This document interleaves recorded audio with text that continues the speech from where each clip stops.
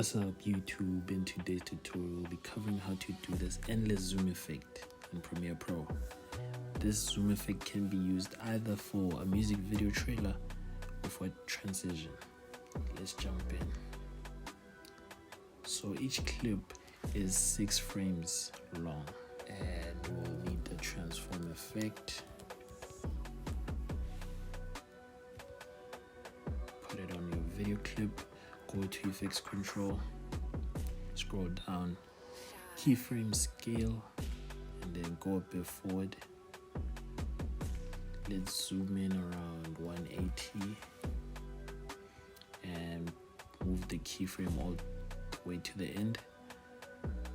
Then switch off the composition shutter angle and make the shutter angle 200. Then copy the transform effect using Ctrl+C or Command+C. Highlight all the clips you want to apply the effect to.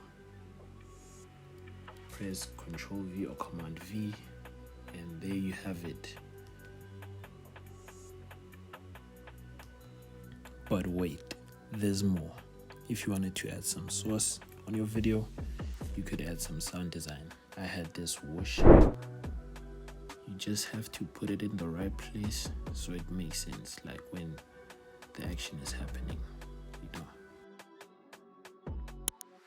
Just hold Alt to copy.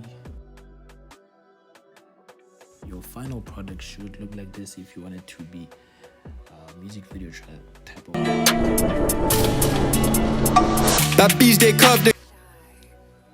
And this is how it sounds without the song. Just the sound.